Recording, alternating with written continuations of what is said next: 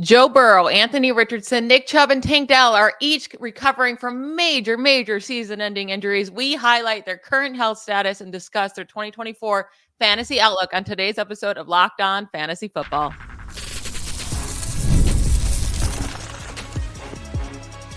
You are Locked On Fantasy, your daily NFL fantasy podcast.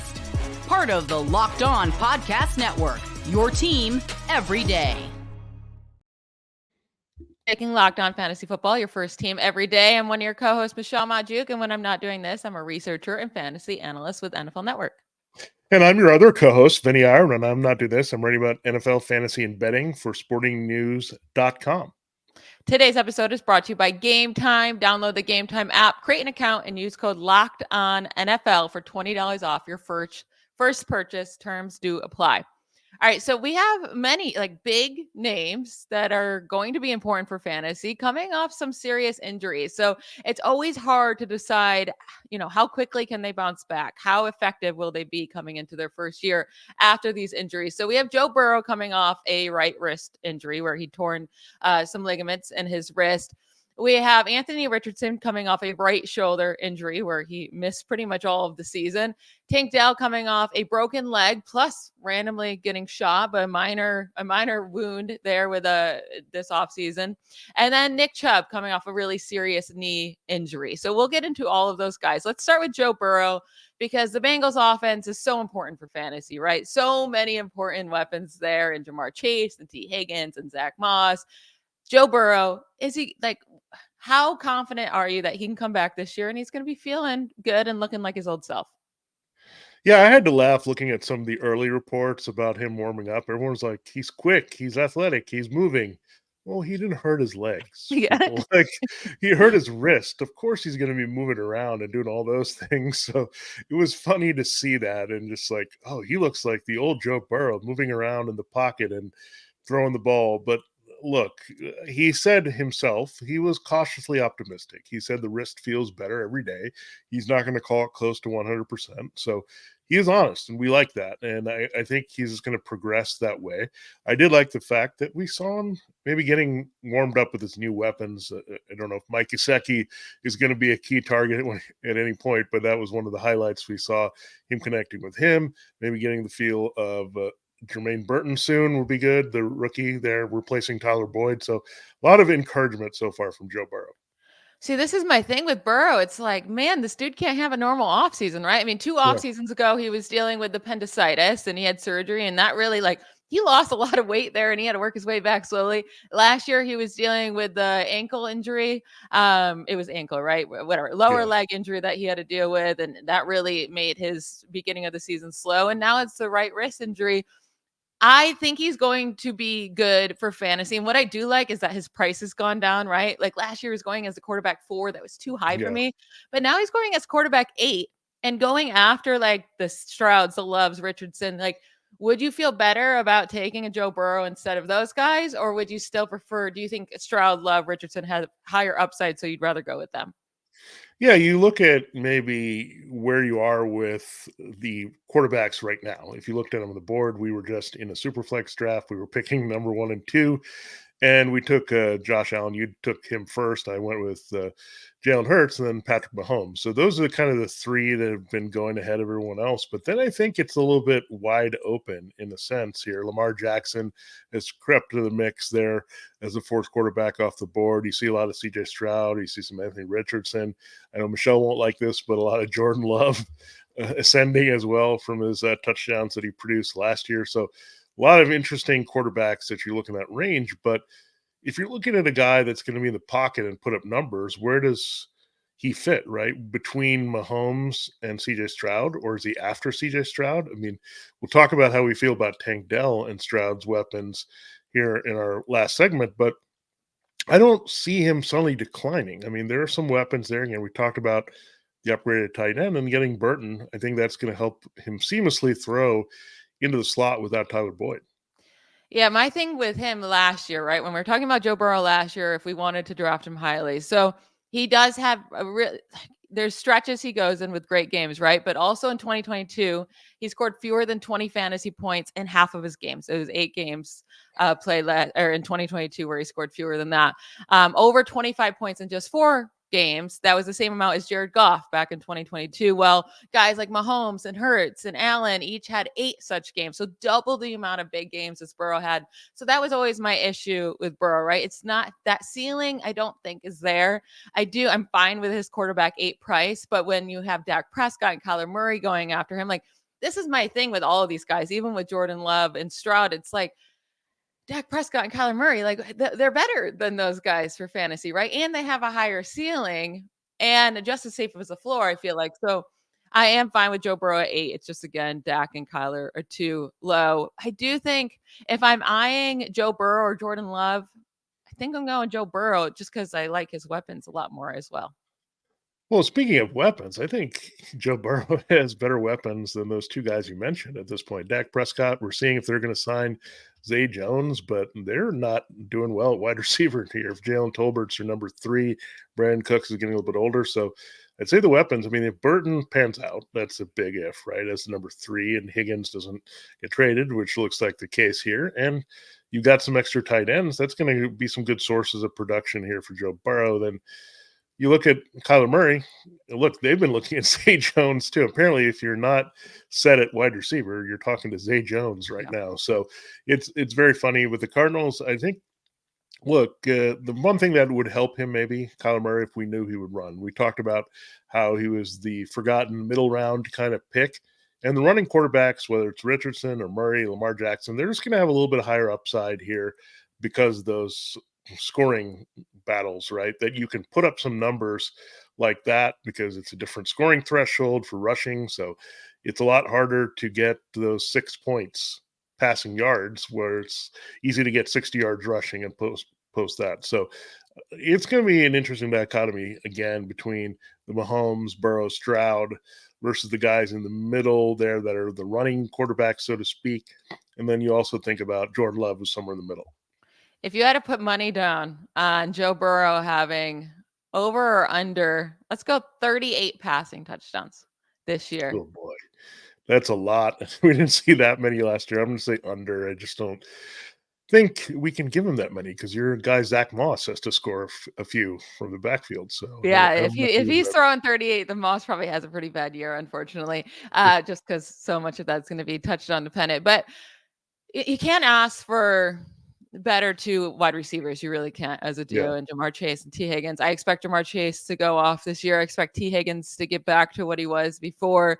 We'll see what's made out of Jermaine Burton if he can get his head straight because he's been a disaster of a man and coaches do not like him. So we'll see if he can get on the field. But yeah, Joe Burrow's coming back into a really good situation. I'm really happy they didn't trade away T. Higgins. They kept him. This might be like their last go around with this group, right? So this is their year. I think we're kind of sleeping on the Bengals altogether just because of what happened last year. But I expect his right wrist, like he's going to have plenty of time now to get better. We saw, I mean, it's a different injury, but with Brock Purdy last year, we were really worried about the elbow with those ligaments being torn. I know this is the wrist, so a little bit different, but Brock Purdy came back and was just fine immediately. So hopefully the same thing can happen for Burrow. Yeah, and we just don't want him to have the slow start last year. That was really frustrating. And I know he had some of the issues carrying over from the previous year. That was a problem. And we'll see how he also adjusts without Brian Callahan there, who's now moved on to the Titans head coach. I think he'll be fine with Zach Taylor. So I wouldn't factor that in too much when you're deciding on whether to draft Joe Burrow. Now, we will get into Anthony Richardson. He's got a high ceiling. We know that. And he's going right around the same range as Burrow. We'll talk about him and his recovery from a shoulder surgery in our next segment.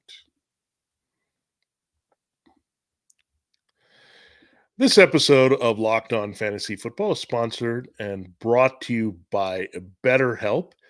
And it can be a tough time of year because it's the end of the school year and there's a lot of stresses tied with that as everyone's just getting antsy for summer and just want to get to their happy place. And we also want to get to that headspace to get there. And sometimes we need some help to do that. That's where BetterHelp steps in here and can really benefit you. I'm checking out a therapist almost on a bi-monthly basis here. So checking out some help to get me on the right track with a lot of things going on in my life. And BetterHelp is going to connect you as well with a therapist, and it's going to be entirely online. So it's comfortable there for you the way you would like. And some of us have small problems, some of us has bigger problems, but just talking it out makes you feel better. And it's really good to get those things off your chest.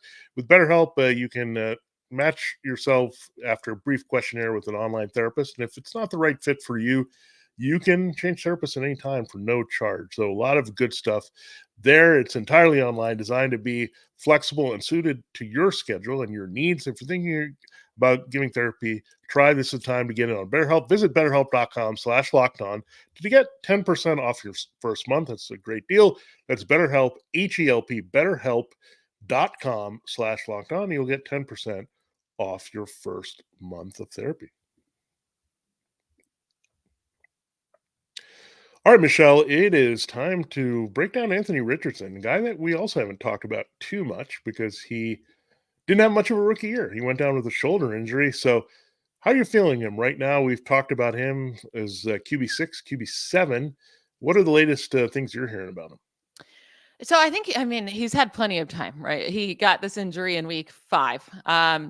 This is the issue with him. Like, I'm not worried about the right shoulder injury being affecting him at all, but he did suffer 2 injuries in the first 5 weeks of his rookie season with the concussion. So, and then the shoulder injury. We have really got to see him play 2 games.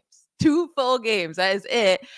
Because he suffered the concussion early in week 2. He missed week 3, played week 4, amazing, and then suffered the shoulder injury pretty early in week 5. So the 2 games we got to see from him, I mean, perfection, right? His very first game, he puts up 21 fantasy points. And then he comes back in his second full game that he played in week 4, puts up 30 fantasy points. Even in the one game in week 2 that he played, one quarter, had 10 passing attempts, he still scored 18 fantasy points. So all we've seen from him now is just super, super hyper efficiency. And then I also like what the Colts did with adding AD Mitchell. Like they gave him another wide receiver, right? I don't love AD Mitchell, but that's nice. Josh Johnson coming into the second season. They paid Michael Pittman Jr. So he's in a nice situation. But are you scared at all about how high you have to take him? Because he's going as the quarterback, 7, but 53rd overall. Yeah, there's a lot of hype around him, and of course, right there in the same division, CJ Stroud. They've been kind of linked together. If you look at the rankings, there's also, here's a great rivalry budding. Trevor Lawrence, I guess, has been pushed aside, and it's these two guys battling at quarterback for a long time. And when I look at Richardson, I think he's got just that dynamic upside. That's why he was drafted so much as a QB1 in the top 12 of the position last year as a rookie. And you saw some of that immediately. So there's some things parallel here. I mean, if you think he's in a Lamar Jackson type situation and he's benefiting from the guy that helped Jalen Hurts put up big fantasy numbers and Shane Steichen, I mean, the ceiling and upside is pretty high here for Richardson because, again, he's that running cheat code quarterback. He also is a big play quarterback and throw it downfield. We could see a little parallel to what Kyler Murray gave us, right, early in his career when he was up there scoring with Josh Allen. So anything is possible here. There's a wide range of outcomes. Richardson, don't go in just worried about his durability. Just look at his ceiling. If you're drafting him, you're not going to say, oh, he's going to be a solid QB7 off the board. You're saying, I'm going to try to get this guy to finish in the top 4, top 3 even, right? To get those Hurts, Mahomes numbers that you're looking at. So he's a clear high upside pick. Now, I would say if you're in Superflex, you might want to balance that out with maybe a Jared Goff type who's kind of steady, and you can go in that direction if Richardson would get hurt. So I do like him quite a bit. And I think you're drafting him again for ceiling much more than floor, which would be the case for, I think, Burrow. Yeah, I think he did show us right away. He has the big arm and he's a great rusher, right? And that's what we were hoping for. That's what we're expecting. Now, what is the difference between drafting Anthony Richardson or drafting Jaden Daniels, who right now is going as quarterback 19, 111th overall? Maybe that increases as we go through the summer and rookies start to increase. But really, what's the difference? Because we've seen 2 games out of Richardson. He's basically coming into his rookie season as well. I think the Colts and the Commanders offense, they both have that one top wide receiver one. and then a bunch of other pieces, right? Maybe we can say Jonathan Taylor is better for the Colts, definitely much better than what Washington has in the backfield. But besides that, like the pass catching weapons are similar in talent there. And we're really just counting on their rushing and their big arms. And both of them have that. So if I'm just going to like, either way, it's risky, right? Taking Richardson or Daniels. But if it's the risk, I think both have a super high upside, the same upside with the rushing. Why not just wait and take Jaden Daniels like 6, 7 rounds after where Anthony Richardson's going? Yeah, that's next level fantasy football thinking there, Michelle. Like we would think we're taking Richardson because we don't want to spend on Lamar Jackson, or we're taking Kyler Murray that we don't want to spend on Richardson. But why don't you push it up another notch and say we're going to take Daniels because we don't want to take any of these guys, and Daniels is just a better value. I mean, the funny thing is he's actually going pretty high, I would think, in relation to like Caleb Williams. Like he's still in the conversation for borderline top 12 QB here because I would argue to say that Daniels might have actually better weapons here, and he's a rookie. I think what we're looking at is can he adjust to Cliff Kingsbury's offense right away? But you look at Terry McLaurin, Jahan Dotson, Austin Eckler, some tight end depth with Zach Ertz in there. There's a lot of little weapons that can make some difference here for the Commanders. So, yeah, I think you have to think about that. Who can you get the value, potential boom return on investment? I think Daniels definitely represents that, but that would say I don't want to go in that direction, but you could get nuts in a super flex and say, I want Richardson and I want Daniels. These are the two guys I want.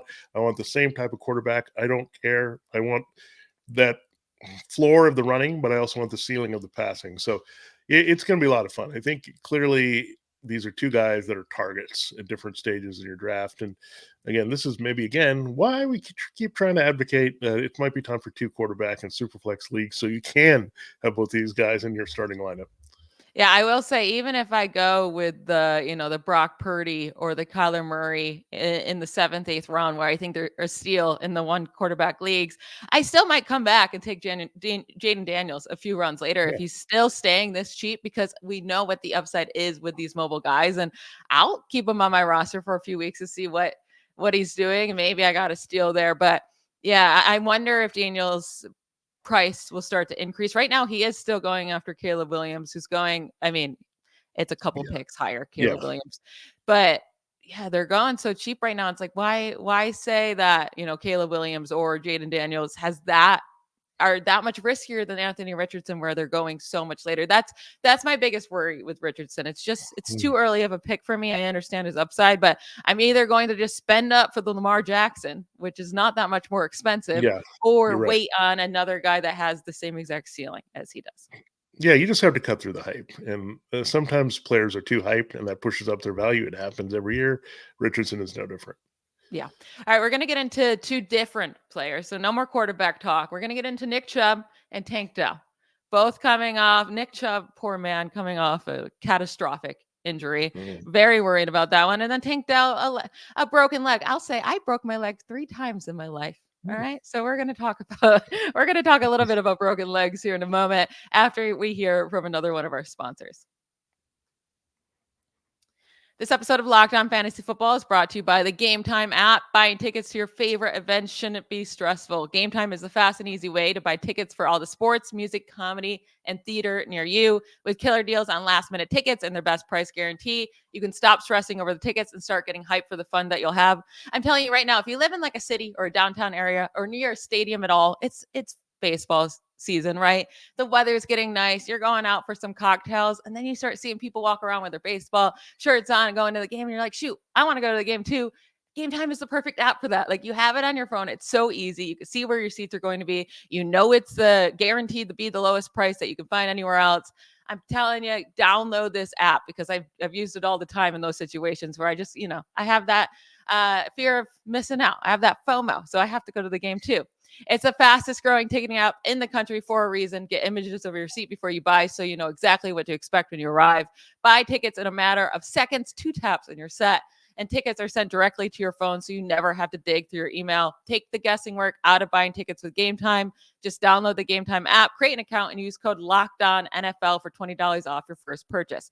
Again, the code is LOCKEDONNFL. That's LOCKEDON NFL for $20 off. Terms do apply. Download Game Time today. Last minute tickets, lowest price guaranteed. Let's start with Nick Chubb in this segment because I think his injury is much scarier than Tank Dell. So he's coming off, it was gruesome, right? If you saw it, it's the knee dislocation. It was not in place anymore, tore multiple ligaments in that knee, but it was in week 2. So he's going to have a long time to recover heading into week 1. It seems like all the reports are positive that he's on schedule, right? Do you think he's on schedule though? Like, what are you expecting from Nick Chubb at the start of the season? Do you think he's even on the field in week 1? Yeah, I think what I'm taking away from the GM Andrew Berry's comments, he has a long way to go. I think I'm going to believe him there, but I'm going to say they're also sending some mixed messages because they didn't really do much. If you look at their off season, I mean, it's been Jerome Ford. I guess they're okay with him, but they got, I guess, Donta Foreman. He's everyone's favorite super sub. He plugged him into the Titans or Bears or Panthers. He's a guy, I guess, if you got a hurt running back or an uncertain situation, call Donta Foreman, get him on the phone. So they got him. Look, that's not that exciting. Nyheim Hines is there just to be a guy. I think he's kind of the receiving replacement for Kareem Hunt. So they haven't really done much to say that they're majorly concerned with Nick Chubb. That said, I think we have to be until we see him in training camp. I mean, he's been out there. And keep in mind, he's had some pretty high volume. He didn't quite start as a starter, as a rookie, but he's seen a lot of touches. He runs in a kind of a violent physical way and breaks out a lot of runs. So he's taken a lot of abuse over the years. So Nick Chubb, the wheels could come off really quickly here. So I'd be buyer beware. I mean, right now he's being ranked as RB28, but just watch that. It could go up. I think right now is probably the best value you're going to get for Nick Chubb, but it's also hard to pull the trigger because you really don't know about his availability. And if he misses 3 or 4 games, you're out of luck here in fantasy because it could be a hard way to get back on the field. Yeah, the thing is, so the last time we saw him healthy, right, in 2022, he was a running back 6 in fantasy points per game and half PPR. That's with 302 carries. That was being hyper efficient and gaining over 1,500 rushing yards on the ground and 12 rushing touchdowns. We have to expect those carries to go down. You can't expect him to come off this injury and have 300 carries. I can't see that. Also, with Ken Dorsey there now at OC, we know he doesn't like to run with running backs. Like, he's going to pass a lot. Watson's going to get more rushing opportunities. And I don't like Chubb's never been really used as a high target guy either. So you can't count on that. But so much of Nick Chubb has been counting on his hyper efficiency as a rusher because he's not that pass catcher, right? But he's been such a good rusher. Right. It hasn't really mattered. But now I'm kind of worried coming off this knee injury. Can he be as efficient as we've seen? Because he's been like really one of the most efficient runners like in the last decade, right? Yeah, I don't know what to even think about the Browns as a whole offensively. I think that's kind of true of the whole fantasy injury. We have like Deshaun Watson like buried like somewhere in the top end QB2s. We're like, okay, Amari Cooper might be the only reliable thing. We talked about it. But David Njoku, do you think he's really going to duplicate some of those numbers with all these young tight ends? I don't really know what you're going to get from the Browns offense. Again, the transition you mentioned is pretty critical here because you had like different guys under Kevin Stefanski, Alex Van Pelt, Drew Petzing. These guys have spread their wings and gone elsewhere. So now, Ken Dorsey, you're right about the passing offense. He really didn't commit to the running backs that much with the Bills. And then James Cook took off as soon as they fired him. So I don't know what you're going to get. This might be a team, if we ever get to the show where we say teams I don't want to draft players from, I think the Browns would be pretty high on the list at this point, especially with the Chubb injury. I think a big part about Chubb's season, I still think he could be a very good goal line back, even coming off this. Like, let's say his efficiency goes down, his burst goes down. He's still a big boy, right? They're still going to use him around the goal line. There's no one else there, unless Watson takes a lot of touchdowns, but there's no other running back there. But he will be extremely heavily touchdown dependent this year for fantasy. I will say, interestingly enough, Chubb has scored 0 touchdowns, rushing or receiving, in the 8 games that he's played with Watson. I don't really know what to take from that. I don't think it's just because he's playing with Watson, but he scored 12 rushing touchdowns, as we can remember, with Jacoby Brissett in 2022. Once Watson got there, scored zero in the 2 games he played last year. So that's just something to keep an eye on here. I'm going to go through some players, and you tell me quickly who you'd rather have: Nick Chubb or Tony Pollard with the Titans now. Oh boy, I hate saying this, but it's Tony Pollard at this point. I don't No, I just I don't think know. I'd go Nick Chubb because that's gross. Okay. A Nick Chubb or Zach Moss? I think I'm going Zach Moss there. I want a guy that's healthy. He's going to get the key touches in that backfield. It's going to score a lot of points. Yeah, I'm going Moss, obviously. And then this is a hard one because this guy's also not healthy. Nick Chubb or Jonathan Brooks? Oh boy, I think I'm going to go Chubb there. Like a little bit better again rushing offense if he gets back on the field, and another guy coming off a knee injury even later in the season. So knee injury versus knee injury, I'm going Chubb over Brooks. Yeah, I think I'm gonna go Brooks. His knee injury wasn't as serious as Chubb's. It Yeah, seemed to be that's much. true. So I'm gonna go with Or Brooks. Nick But Chubb. that's a close one. That's a close one because I do expect Chubb to have more scoring opportunities than Remember Brooks when we were will. comparing him to Jonathan Taylor and Derrick Henry? Now we're comparing him to these guys. Come on, it's Yeah. bad. Yeah. All right, moving on to Tank Dell. So he broke his leg in the middle of last year. Super sad because he was taken off, right? He was so stinking good. And then randomly he gets in the situation this offseason where he gets a gunshot wound. Luckily, it was very minor. He was in and out of the hospital. It seems like he's going to be okay there. And we just don't know enough about that, right? But it seems like he's going to make a full recovery and be fine with the gunshot wound. So let's talk about the broken leg. I will say broken legs don't scare me like at all. Like the ligament tears do, like the soft tissue issues. Like the broken leg happens, you break it. Some people have surgery, but once it's fixed, it's fixed. Like you're good. You're good to go. A few months, you're fine. I've broken my leg, like I said earlier, 3 times in my life. It takes a few months and you're good to go. He's gonna have 10 months. Like I get he's a professional athlete, it's different than me, but 10 months, he'll be fine. So I'm not worried about the leg, but how worried are you about Stephon Diggs? Are you more worried about Stephon Diggs or the broken leg? Yeah, right now he might be Nathaniel Dell, like he's not fully there at tank level at full operation, but I think he'll get there by the time the season comes around. And I'm more excited about Tank Dell in general than Stephon Diggs going there. Right now, I see him in most places as a clear wide receiver 3 in the 30s at that position. So I guess you have to put him there, right? If you're going to look at the progressions, but I don't necessarily buy into Nico Collins and Stephon Diggs are going to be way up here, then Tank Dell is going to be down here because Tank Dell is CJ Stroud's boy. I mean, Yep. he was so excited. He wanted to get him in the mix, and he almost got another guy like that. And unfortunately, it was Ricky Pearsall. So maybe it's good that he didn't get him. But he really stumps for certain guys, and this is a guy he wants. It's a big play guy. I mean, he's rolling with Tank Dell.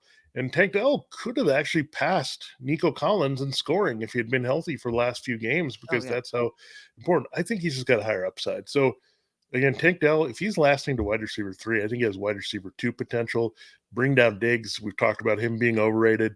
Collins is probably a bit overrated too because you have 3 receivers. But in these situations, Michelle, I always go, who's the best value? Who's the third receiver? Who's just as talented to make some big plays and dominate? That's Tank Dell to me. And I think he could be Amon-Ra St. Brown for this team. And it goes the other way around, right? I mean, that's the kind of player he is. So I'm going Dell with his great value. And hopefully, I think his number will go up. Let's just be honest. Hopefully it doesn't go up too much. I love Tank Dell. Loved him before last year. I love everything about him. I love his play style. He's just a freak. He averaged nearly 19 fantasy points per game last year in games he played at least 60% of the snaps. So that was 8 games he played last year that he played over 60% of the snaps. Average nearly 19 fantasy points per game. That is insane to do as a rookie with a rookie quarterback. And that's including 2 down games in week 4 when he just got back from injury, and week 4 when he got hurt, and then week 8 when he just got back from injury. But leading up to the injury, right, he was even catching more and more fire. So in 2 of the last 4 games played, he finished as a top 3 wide receiver, which is absurd. 1, 2, or 3. And then in the 2 weeks in between, it was wide receiver 11 and wide receiver 19. So he was just killing it. His snap percentages were increasing like crazy. And he's CJ Stroud's man. You said that. He's his boy. I think Tank Dell will keep being his boy. I'm going to go through a list like I did with Nick Chubb and ask you who you'd rather have, Tank Dell or Zay Flowers. That's a good question. I go Zay Flowers. Because Zay is the number 1. That one's really close for me. Yeah. It's close. I might go Flowers as well, but it's super close. Tank Dell or T. Higgins? Oh boy, I think I'm going Tank Dell. I really think so. I think he has more upside than T. Higgins. I'll just say that. I think I'm going T. Higgins. Okay, that's fair. Tank Dell or George Pickens? Oh man, These are hard, right? Don't do this to me. I'm gonna say George Pickens because I think he's gonna be the top target there easily in Pittsburgh. Man, I say how much I love Tank Dell, and I'm going through these, and I'm like, yeah, I just feel a little bit safer about these guys and pick because their target share seems to be a little bit safer. Last one, and I'm going on the Tank Dell side here. Tank Dell or Jaden Reed? I think I'm going Tank Dell because again, the 3 receivers and the offense in Houston, I like that a little bit better than the 3 receivers in the offense in Green Bay. Yeah. It again, all of these questions I asked for close. I love me some Jaden Reed as well, but Tank Dell over that. Yeah. But that's it for today's show. I enjoyed talking about these guys. We'll come back for one more show tomorrow, so don't miss it. Thank you to all. Thank you to you all for making Locked On Fantasy Football your first listen every day. Enjoy your night and come see us again tomorrow. Bye, y'all.